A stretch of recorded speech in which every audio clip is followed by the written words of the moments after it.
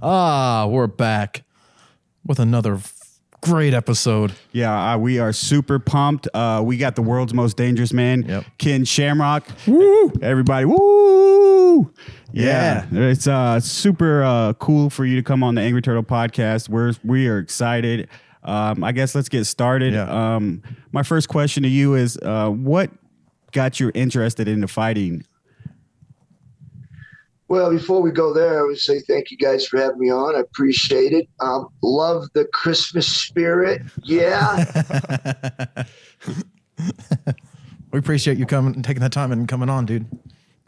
Yeah, I would probably say for me, though, kind of the way I grew up on the streets, not having much of a home, ended up in juvenile hall, ended up spending I don't know, till I was 10 years old, till I was 18 years old. I was incarcerated or group homes, whatever. So it was a natural for me, right? Everywhere I went, I had to fight because that's just the way that's just the way things went for you to either one, get respect or keep people from picking on you all the time, is you had to throw down. And so for me, from a young age, that's just was my lifestyle. That's just the way it was. So it became pretty natural for me when there was actually rules put in place, and that, there were only certain things that you could do. You couldn't carry a gun. You couldn't bring a knife into a fight, and you wouldn't get jumped by more than one person. So it was kind of perfect for me. He says, you're going to pay me to do what I would get in trouble for. So let's do it. That is awesome. That is awesome. I got another real good question here for you. Who was your toughest fight that you had to date? I'm sorry. I know I've been asked that quite a bit, and it's hard to answer, I guess, because I guess today you might be able to answer if somebody was to ask somebody today, because there's just there's rules and certain guys just have or just tougher than others. But when I did it, everybody was kind of tough in their own way, because there's a lot of guys that just came from the streets that had karate backgrounds, wrestling background, boxing backgrounds, but it was probably 50% of them weren't professionals. They were just tough guys coming off the street that had background in some sort of discipline. Of course, today, everybody's trained in this, and you can literally know who was the toughest guy you had to face because it was all one style. But when I did it back in the day with no rules, no time limit, basically no holds barred, guys came from all kinds of backgrounds. But the one thing I think most of them, not all of them, but most of them had in common was they were, they knew how to fight from the streets. They were just tough guys, grew up tough. So I would have to say that in my journey, it was real difficult to pick one guy out. I could pick out different types of toughness. Like, for instance, Hoist Gracie wasn't dangerous. I was never scared of the guy of hurting me at all. But he was slick. Like, he would just catch you in ways that you didn't understand. But he didn't make you fear him. Other than guys like Don Fry or Mark Coleman or Gary Goodrich, guys that were big and strong that could hurt you with one punch.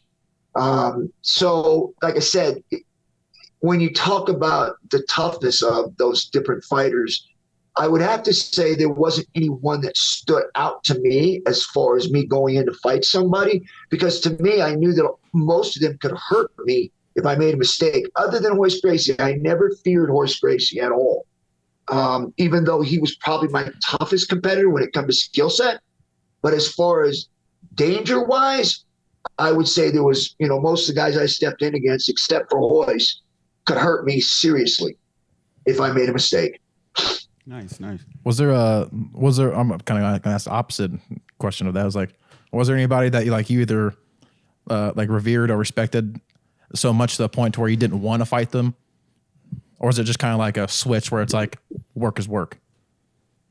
Yeah, when I looked across the ring, it was an opportunity for me to improve my life. Where I came from, I didn't have a whole lot, so whenever I stepped in there, it was just another obstacle.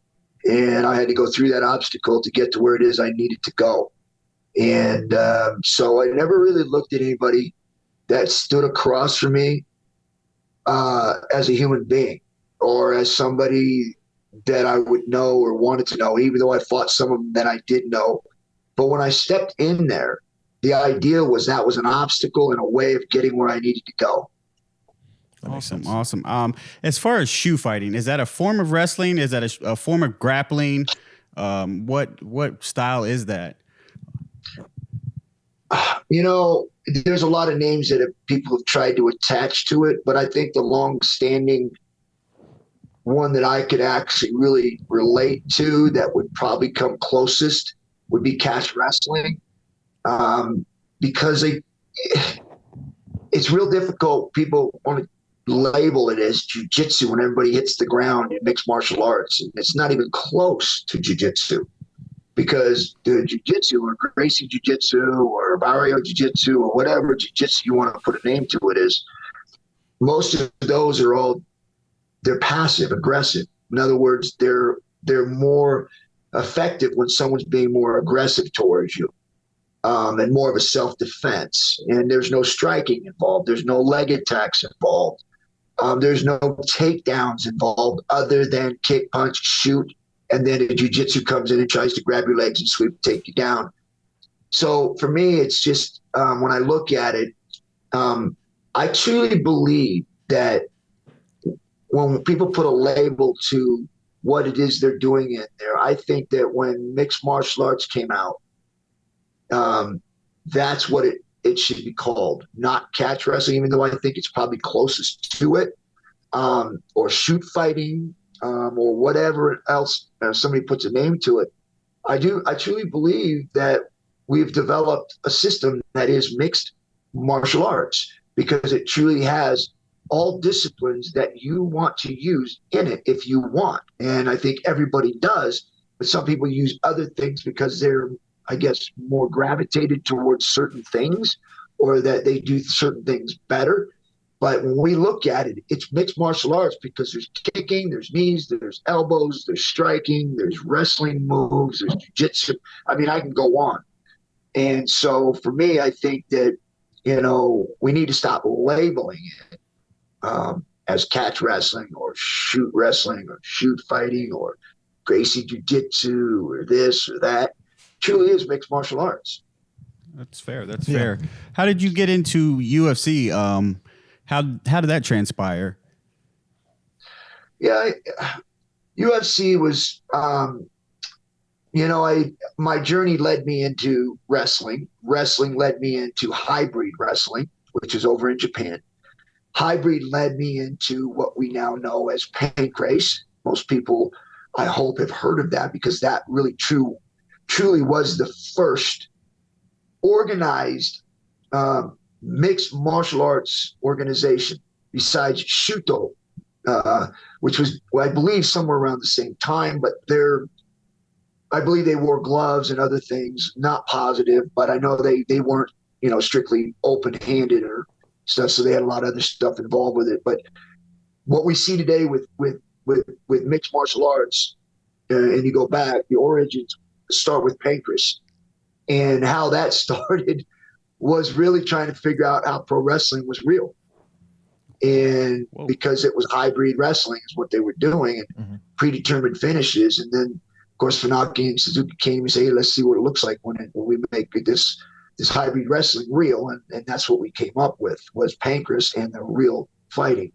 So for me, that led into what we talked about with the answer of, the UFC and how I got involved with it. I was a champion already in this world of mixed martial arts, even before it hit US. And I seen videotapes and things of this thing going on of the Gracie challenges in the dojos and stuff of that nature. And now they were going to turn it into an event. And of course, I felt like I was perfectly fit for this. The difference was that what I was already doing was it was more open hand strikes, and we had rules, and you could grab the rope and escapes, and it was a lot of other things, and we had time limits. So this was like actually anything goes, other than biting and pulling hair, I believe. But even if you did that, they didn't stop the fight. you could still keep fighting. They would just fine you. Pretty soon after 2 fines, you didn't have any money left because you're only making $2,500. So you might as well win the fight by cheating. So, and then some of them did. They won fights because the guy couldn't continue, but they cheated to do it, but you didn't lose. So it was wild. It was, in my opinion, it was anything goes because you couldn't lose by pulling somebody's hair. You can only get fined. And if the guy couldn't continue because you pulled his hair and kneed him in the face and he couldn't continue, you win. So to me, I guess it was like you might as well just do whatever you wanted to do. So, but yeah, that's kind of how I got my start, how I first started into the UFC was really just kind of a kind of moving up the ladder of my opportunities in life, and this kind of got dropped in my lap with one of my students is saying, hey, they got this fight going on where there's no holds barred. Of course, I didn't believe it at the time, but it turned out to be true. That's awesome. I know that my special move would be the hair pull. Yeah. Yeah, I got that. Yeah, that would be my go-to move. You made it an interesting point. I was actually listening to you on another interview, but you made an interesting point that that boxing is almost more damaging than bare knuckle boxing, but people fear bare knuckle boxing more. Which the point you made was that if you in boxing you're going to take so many hits more than a bare knuckle boxing fight because you're going to get cut, you're going to bleed, and then they're going to stop the fight. But as to boxing, you might get cut one time, but but the amount of hits you're taking on top of that, adds way more damage.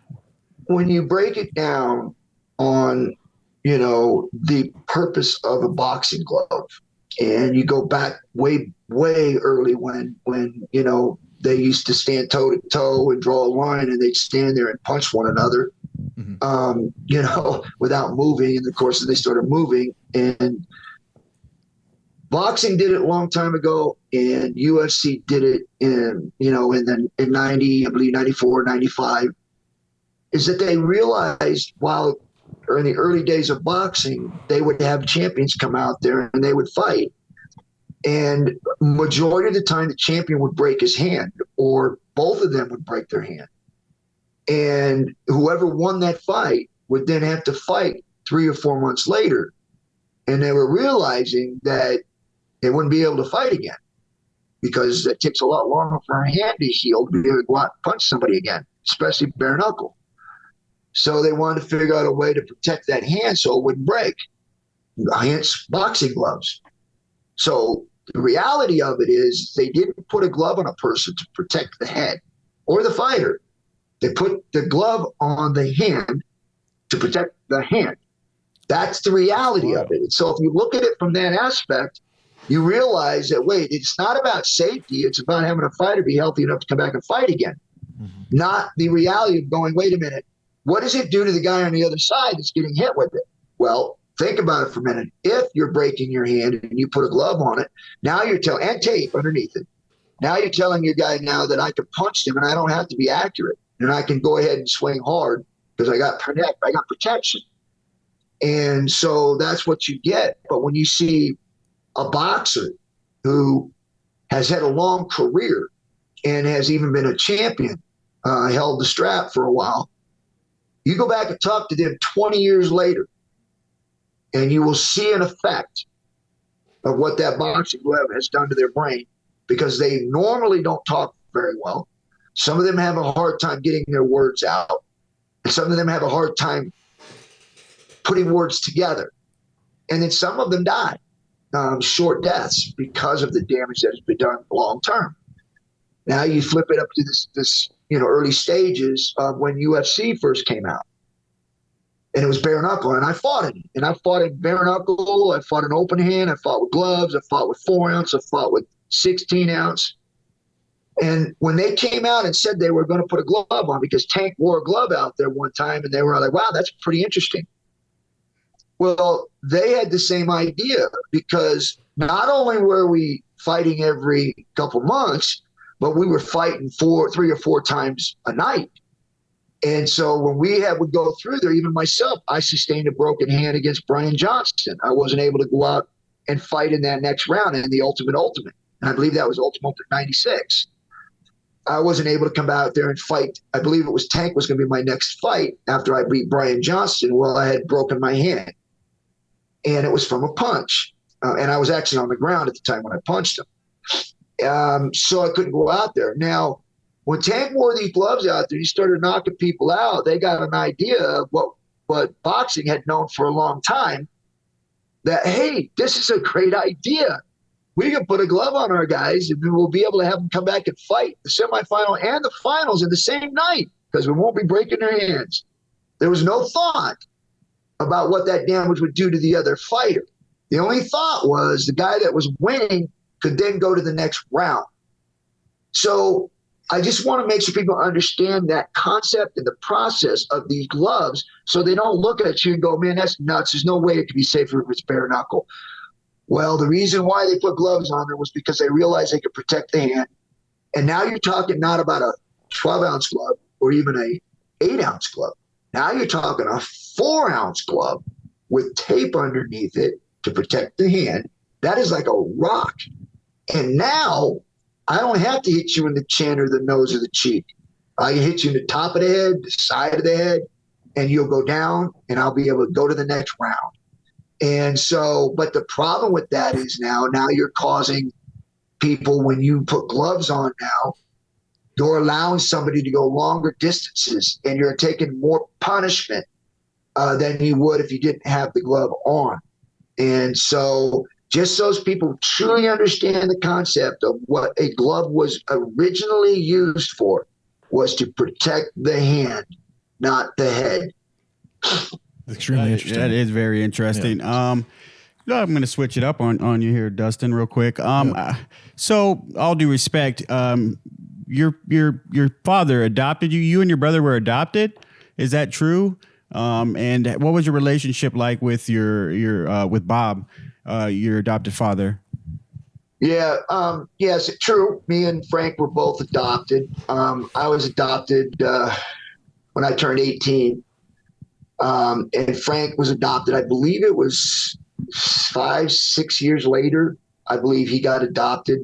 My dad adopted him also. We were the only two out of the hundreds and hundreds of boys that my dad had worked with and helped develop and became good citizens. He had a really high success rate of really working with kids and getting them out there in the communities to be, law-abiding citizens, as they were not prior to them arriving at his home.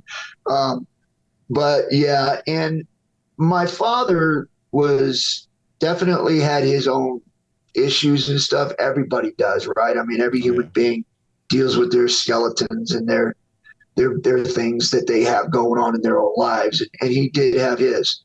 But he was always good to me. He gave me an opportunity at life. He was a great father to me. And I believe that he tried to be with Frank. I don't know all the things that went on with him, so I can't really truly understand. Frank's never talked to me about it. He's never had me truly understand why he didn't respect my father enough to be able to come talk to him before he died. He's never really broke it down to me. I've never really understood it, considering that without him, me and Frank would probably be in prison. Frank was in prison, and my father took him out and helped him, grow into it. And I accepted him in because of my father, because if not, Frank would have never been a part of the Lion's Den, because I would have never accepted him unless my father gave him a stamp and said, give him a chance, because of what he did earlier in his life to my father. But I did. I accepted it, and I put it behind me, and I trained him. I gave him an opportunity, and he became very successful. With that being very successful, not one time did he ever turn around and fix it with my dad. Almost like we became enemies to him, and we were his family. Even though we may have not have seen eye to eye, we both had the same father that gave us the same opportunities, and he owed him that. And he didn't give it to him. So, but again, I've forgiven Frank for that. Put it past me. I've talked to him already. Where hopefully things will sooner or later will develop, and that, he'll be able to truly let it all go. But, those are things in life that happen, and, you either hold on to them, you let them go and fix them and move on. And that's kind of what I want to do. That's good. Well, yeah, we hope you guys work it out. Yeah. We think you guys are two of the greatest fighters of all time, and family's a son of a bitch at times. So speaking of brothers, I wanted to ask you about the state of boxing today. Things are getting kind of wild and mixed up with these Paul brothers. I want to see if you had an opinion on the Paul brothers. What your thoughts are? What do you think? Yeah, it's everybody has these ideas, right, and thoughts of who they are, and all we see is social media. And I urge people to be very, very thoughtful of what they say about other people, because we truly don't know who people are. We know what they want us to see. They know what other people want us to see. There's always the good and the bad. It's always back and forth, but we don't know them. And sometimes when we do these social media things, people think they know because they've got this insight. Well, there's no such thing as an insight unless you're there. But here's what I can tell you that I truly know and understand is that he's successful in what he's doing. He is bringing people in to fight him. And I get it. They're past their prime. But the guy is selling things out. Now things have changed a little bit because I think people have started to label him a little bit about fixing fights and things of that nature, and nobody knows whether it's true or not true, but I think it's hurting him a little bit. But I say this, man, if people step in to fight him, Woodley, Silva, and he wins, what are you going to do? I mean, the guy's putting money in his pocket. So I don't hate the guy. I don't say what he's doing is wrong until somebody actually has actual proof of what has been said. Until then, man, I'm applauding him for being innovative and creative in ways for him to be able to get his opportunity to be out there and be noticed and be recognized as a fighter, even though he hasn't even gone through the process of putting himself in position to be one. Mm-hmm. But he's got millions of people believing in him. And to me, that is a success. And he's done everything he needed to do, put himself where he wanted to be. And you can't hate on somebody for being successful. That's where I think people are getting crossed up. The man is successful. And applaud him for what he's done to do it. Whether you agree with what he's doing or not, it's working for him. Mm-hmm. That's true. Yeah, that's respectable. Yeah. You don't think it's watering down the sport by chance, do you? I mean, do you think that's like taking away from the actual competition of boxing versus the celebrity style boxing matches? I mean, the Cottos out there, all the people that are getting overlooked because Jake Paul's overshadowing them. Yeah. Yeah, I think it's boxing's problem. They're not putting fights together. Because if we're watching Paul and Silva and they're getting more buy rates than some of these other guys that are professionals, don't you think that's a problem with matchmaking? Because I remember in the day with Sugar Ray Leonard and Duran and Hagler or Tyson. I mean, man, you wouldn't miss those matches, man. Those were like big time draws. What's happening to boxing? Where's the big time draws? Because if these guys are selling out more than what boxing's doing, that's where the problem is. Mm-hmm. It's matchmaking. That's not a bad call right there either. Yeah, that makes sense. Yeah, I guess. So I'm going WWE, WWF on it. Yeah. So what got you into the WWF or WWE, however you want to call it? What got you into wrestling after fighting? It wasn't something that I had planned on doing. My father was always a big time fan. I had watched it every now and then, and it was interesting to me. It was kind of entertaining, but not something that I thought I would do, right? And then I got into a situation where, I had built this world where I had this gym and I had this group home for at-risk kids, and then I had my house, and I had these 3 different gyms. I had a weight gym, I had a boxing gym, and I had a gym where was grappling, right? So there's 3 different separate areas, and I was paying for all this. And so I was supposed to be making a certain amount of money in the UFC And it was really supporting this business that I had built. But then it got to a point, like each time it started to get more of a struggle for me to make the money I needed. And then I was supposed to get, in the contract coming up, I was supposed to get what I was asking for. And they weren't able to give it to me, UFC. And so I went to Bob Meyerowitz, and I remember talking with him and saying, I've got to go do something else. I can't structure my business and keep my fighters training and doing what they love doing. And I can't, support this group home where I had 6 kids living there that were brought in from this juvenile system like myself, and be able to keep that home going that my father was running. And then, of course, my household, and I instead of dumping the group home and dumping the fighter's house, because I could have done that. I could have cut all that out and then just focused on me and me staying in the UFC. I ended up choosing to keep the other side stuff going on because I wanted them all to be able to at least have an opportunity to find their dreams or, reach their goals. So I chose to go ahead and go into wrestling, even though it wasn't something I would have done purposely, but I felt financially, if I could get something to happen there, then I could support the rest of the stuff until things started to move in the right direction. Because at that time, UFC was having problems everywhere they went politically, and they were constantly in court. They were losing money. And so that's the reason why they couldn't pay me what I needed. And so I felt like, let me just weather the storm, keep all my businesses up and going. I'll go do something else, which at the time was wrestling. And I remembered putting a call in with Vince, and it couldn't have been more than 4 or 5 days before I was up there in Connecticut, sitting down with Vince McMahon and a few other people, going over what it is that they had in mind for me. And I remembered that same week that I went down there, they actually had me on Raw sitting in the audience and going after Farouk to kind of set the tone. But that's how it really started. It was more of something I did because financially I couldn't make the money I needed in fighting. So I went into wrestling because I knew something about it. I'd done it a little bit earlier on. And so I went that direction as a financial decision to really keep everything up and going until I could go back into MMA. What funny thing that happened was when I got into wrestling at that level, like I'd never been at that level before. It was always house shows and little, shows here and there. But when I got at that level with WWF, it was a different ballgame. I mean, I fell in love with it. I mean, I loved it. It was challenging. It was tough because there was so much involved in it, so that you had to be good at.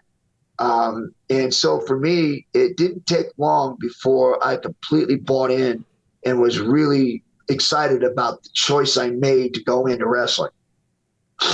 That is very interesting. Yeah. From somebody that I was raised in homes most of my childhood also. So I just want to say before he ask his next question, I just want to say that I respect the hell out of you for making that decision. I guess you could have just gave it up, been selfish, and you chose to do the right thing. So I respect the hell out of you. Most definitely. Yeah, that's awesome. Yeah. Is there anyone today that you've been itching to lay some fists on? Oh shit, Wyatt. No. Say that again. Is there anyone today that you've been just wanting to fight?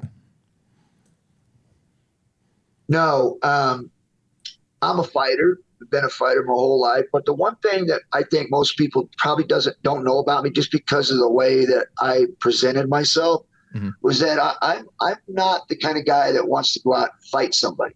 Only time I ever get my hair up and want to fight is when someone's doing somebody else wrong. That's when I want to fight.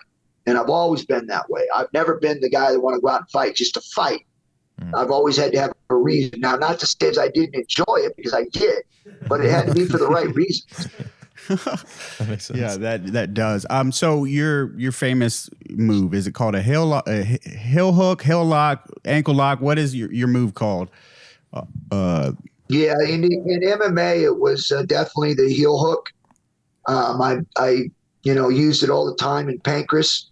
When I got into the UFC, unfortunately, my first move in the UFC was the heel hook, But after that, when they started putting gloves on people, it's difficult to get that heel hook unless they're wearing shoes.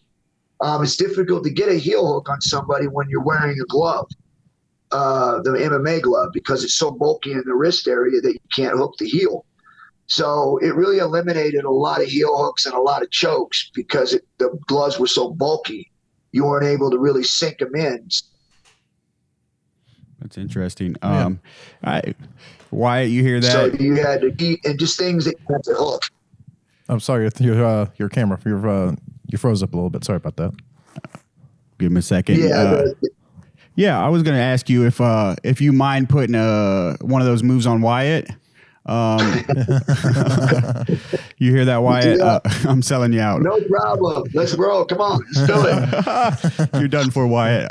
Is there? I want to ask you. Is there like a thing, or like a certain aspect about you that that people don't generally know about you that you would like them to know about you? Sorry. Phone is ringing, so you have to ask that again. Oh, you're fine. It's no big deal. I was actually wondering, is there like something about you that people generally don't know about you that you would like them to know? That's a good question. Yeah, again, like I said, I've had this persona of being this real badass, because of what I've done for so long. Even in wrestling, I had that image. But if anybody that truly, really knows who I am, I'm soft. I like people. I like being around people.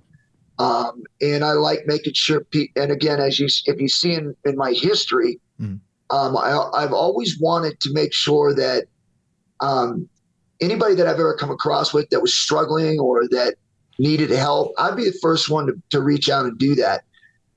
So I just think that people have kind of put me in the box because of what they've seen so much through, watching me in my career. They truly just don't know who I am as a person for real. And I am truly that. I would rather see other people be successful. Obviously, I want to make sure I am too, but I would definitely not want to step on anybody just so that I can get there. I want to make sure all of us can get there. That's definitely an interesting question. You still got your gym going on, the Lions Den, correct? You got any heat coming out of there? You got some good fighters? Any fighters you want to throw out there and give them their few seconds of love here? Or they just all suck? No, I'm just kidding. Don't you dare. Don't you dare. Yeah, no, we shut down. Well, not shut down. We sold. I had one in Africa, one in Australia, as Southern California, one in Arizona, one in Nevada. But we sold those franchises way back 2010 or 11, something like that. I got out of it for the reason of what I'm doing now, which is, the bare knuckle boxing scene is something that I've wanted to get involved with. I've always kind of in my back of my mind when I knew that I was going to be stepping aside from competing inside, that I wanted to be connected outside. And if I was going to do that, I wanted to make sure that I had the opportunity to be able to at least try to make it better because of the experiences that I had as a fighter and how I could make it better with my experiences. And so I came up with Valor Bare Knuckle, brought some great people in to help me with that. But, when I came up with this vision, the vision I wanted to do was make sure that I had kind of listened to the fans, listened to the fighters, and then be able to also bring business people in that I was close to for a long time and be able to have their thoughts on things that they could help make this thing better. And so that was the actual recipe for how I came up with Valor. And one of the first things that I did was take down ropes and cages and just kind of built this pit. We call it the bout circle. Whereas it sunk down a little bit and it kind of slopes up a little bit, so that the fighters know when they touch that angle that they're close to the out of bounds area. Mm-hmm. But what it does is that from the longest time, from when I used to be able to hear fans screaming and yelling, was that they were always talking about visual, like how hard it was to actually see the fight through the cage and how they're always looking through something, almost felt like they were being separated from the fight. And so I thought to myself, we take that down and just have no barriers, because in my mind, I felt like as a fighter, since when do you have to be told to stay in bounds to fight? So why do you need a cage or a rope to do that? Because I was a collegiate wrestler for a long time. We didn't have ropes. We didn't have cages, and we were shooting on one another. We were pushing each other. We were throwing each other. So it would be a lot harder to push somebody out of bounds going chest to chest with them than it would be if you were trying to punch them. And so I thought to myself, if that can work, we can make this work and make it more exciting and more of a visual explosion for the fans. And so we took the ropes down, we took the cages down. And then the next thing I thought of was, when you're watching the fans, what's the thing they scream the most, right? Stand them up. Stand them up. In the very beginning, when these fights first started, people hated it because they couldn't see what was going on the ground. They couldn't digest the movements and the stuff going on that was happening on the ground. They knew the punching part of it, but the arm bars and the leg locks and all that stuff, it just felt like it was a lot hard for them to digest what was going on. So I thought to myself, let's just start them standing up. Let's not go to the ground. Let's just keep banging because that is so easily watchable. Because we know boxing is exciting. It's definitely not now because of the rule sets. Speaking of those rule sets, those are one of the things that I thought of as I was going to keep them standing up. First of all, I wanted to try to bring back the safety of fighting, which is taking the gloves off, so that now we're more God-given talent and not being given equipment to make somebody better or to protect their hands and not allow them to punch accurately. So we take those gloves off, we take the tape off, and we make it more God-given talent. And then the last thing I thought of was, what is the most boring thing about a stand-up fight?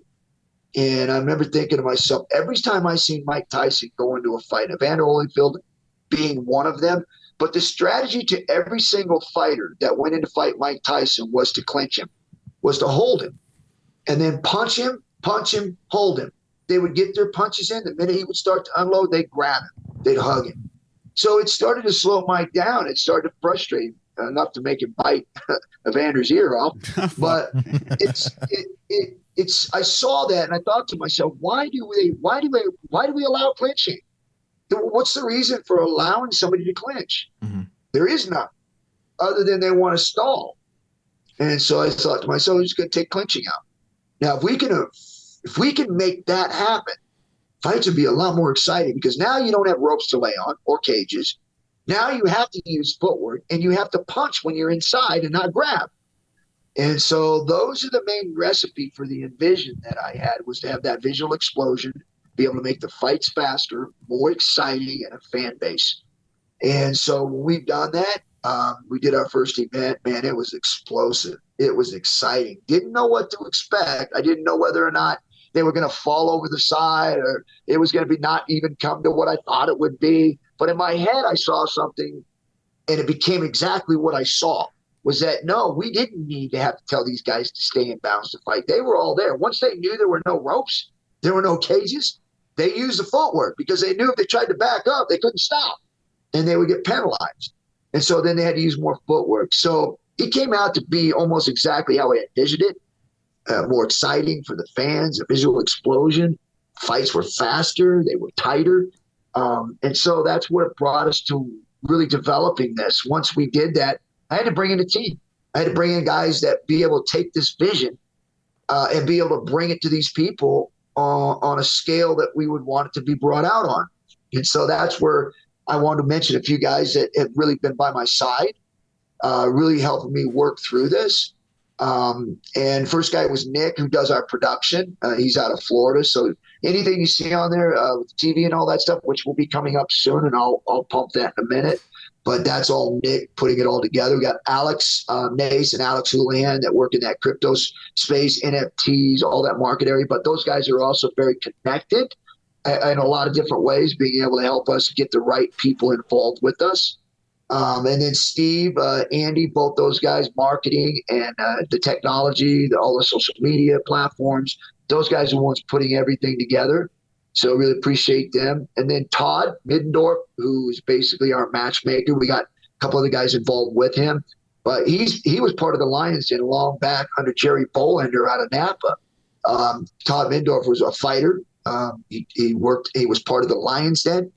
So I've known him for a while. And so it's great to have him on board because he knows a lot about getting this stuff done, especially day of show.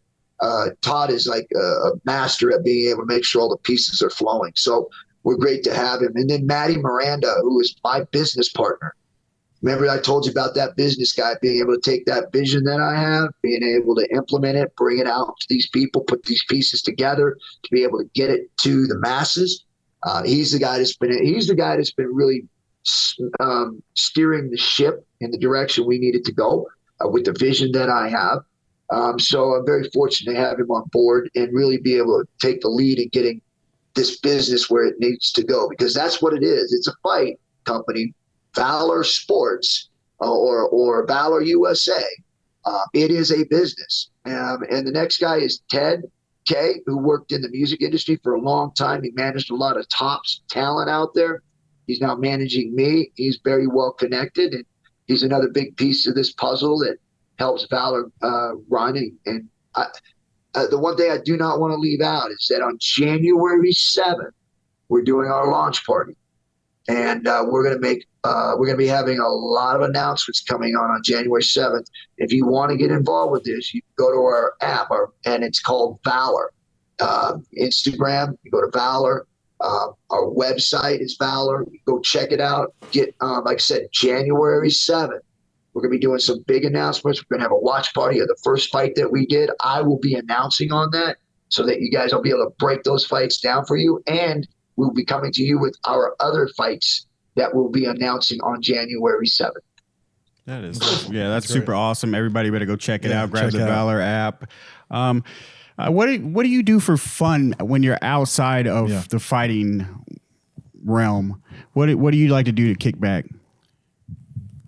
Yeah, it used to be golf. I played quite a bit of golf. I went to Freddie Blitnikoff Foundation. They work with a lot of at-risk women and children. They just set up a new home in Vegas for women who have been sex trafficking and things of that nature, trying to help them out, get them going in the right direction. Mm-hmm. So I played in that golf tournament for 20 years or something. But it's getting to a point that we're swinging a club. It isn't as fun as much. But I also play cards, Texas Hold'em. It's something that I do on a daily basis. I enjoy it very much. I love the strategic planning of playing that. There's a lot that goes into it because you have the ups and the downs, just like life. And you got to be able to navigate through those down times and then be able to capitalize on those up times.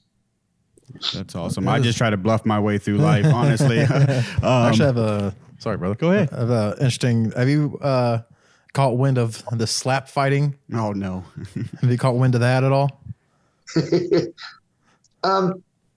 Yeah, it's frustrating to me to have somebody involved in mixed martial arts support this, because it's hard enough as it is to be able to get people to be safe in the industry we're in, because it's already, guys still have damages and they still get hurt.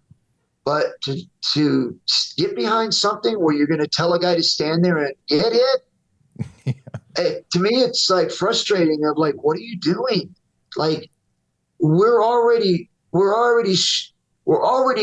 in a position to where fighters are going out there, and it's dangerous enough with them blocking punches without saying, now we're going to bring something in that will be affiliated with mixed martial arts because the same people are backing it. And you're going to tell me that you're not going to sustain brain damage or trauma by letting somebody, and I know they say it's slap, but I'm telling you, hitting someone on the chin with the palm of your hand is not slapping someone. That's hitting them with an open hand. And that is very, very dangerous. And there's no weight classes either. Like, there would be like a tiny dude against this real big guy. Yeah. And just takes dude's head off. It's like, saw that coming. Kind of making a mockery of the sport. For me, none. Yeah. It's not strategic. Mm-hmm. It's just stupidity. When you want to say there, I'm going to stand there, I'm going to let you hit me, and then I'm going to hit you. It's going to get to a point where they're going to figure out where to hit you at, and then you're going to go out cold because you're not going to get a second shot. People say, well, I got a great chin. As soon as they learn where did he hit you on the chin, and do it every single time, the first shot is always going to be a knockout. That makes sense. It's definitely interesting. So when you were we got a lot of wrestling fans. I got to go back to wrestling. Who was your favorite? Who was the favorite person that you had to wrestle in the WWF? Oh yeah. Or was there a guy that was just like, hell yeah? I would say that same with the UFC answer and toughest fights. I got to go work with all the greats, Shawn Michaels, Stone Cold, Bret Hart. I mean, the list goes on. The Road Warriors. I was in there with all of them. These are like the top dogs in history of wrestling. I was in there with them. And so it was always a thrill for me to be in there and work with these guys. And when you got in there, you understood why they were great, because they were just so easy to work with. And it was so easy to get the crowd going. And so it was really a blessing for me. But I would say that the time that I spent in the ring and the most memorable moments have to be King of the Ring, where I defeated The Rock. Being able to have those, the feud with The Rock, moving up to Intercontinental Champion after he moved up for the title. But we had some great matches in that time that we spent together. And I believe that really helped both our careers out tremendously. Yeah, how did you take the eyebrow raise when he did it? Did it? No, I'm just kidding. Did it knock your socks off? It was the greatest ever. I find it. I mean, you've got a really fascinating life, and there's some stuff that we've touched on that I don't even know about, and that I respect the hell out of.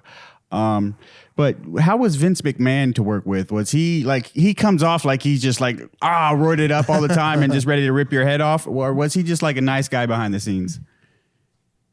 Vince had never, at least in my experience, to me, did me wrong. Now, it might have happened behind closed doors and I don't know about it, but I never had Vince, from my knowledge, do me wrong. He did everything he said he was going to do with my contract. I had no issues with payments. He promoted me right. There were some things in there that he wanted, that they were trying to build, but I chose not to do it. I didn't have any issues with that either, So again, I know a lot of people have some horror stories about it, but with me personally, I never had any issues with Vince.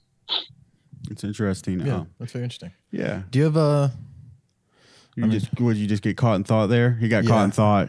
Go for it. Caught him in thought. I was actually wondering, is there anything specific you would like to plug, or anything that you would like to specifically take time to shout out? Or we just gave the Valor. Anything else besides Valor? Yeah, I want to make sure everything.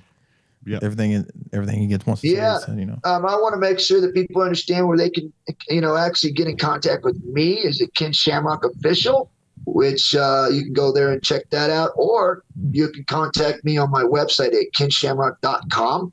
That's where we have all our business and new stuff up and coming. But again, I want to pump that Valor too. January 7th, we're having that watch party, and we've got some big announcements coming up. So check it out. Awesome. That is awesome. So you want to close her on out then? No, I'm going to keep going. I can't do it. I'm going to pass out. We got the world's most dangerous man over here, and I can't do it any longer. Okay. Well, I've been holding my breath most of the show. I guess we asked him enough of the hard hitting questions. Yeah, I'm probably going to go sleep this one off. We really appreciate you taking that time and doing the show, man. It means a lot. Yeah, appreciate you guys, man. Thank you. Awesome. Thank you. Well, guys, we appreciate you watching another episode. Check out Ken, everything he's got going on. Please check his stuff out. You can check us out on YouTube, obviously, and everything we're doing. And stay tuned for more wonderful guests. And we love you. We'll see you soon. Peace. Later. Awesome. Thanks, Ken, man. We really appreciate it. I was thrown back by your story a little bit. Like I said, I was brought up in institutions too. I wasn't expecting all that stuff. I respect you, and I appreciate you coming on, and we'll get you taken care of. Appreciate you guys, man. Again, like I said, maybe we'll hook up again when we do this launch party, man. We'll promote our next upcoming events. We would love to. Great. We'd love to. As long as you ankle hook Wyatt. Yeah, we'll definitely need one of those on him. Awesome. Thanks, man. All right, guys. Appreciate you, man. Thank you. Thank you.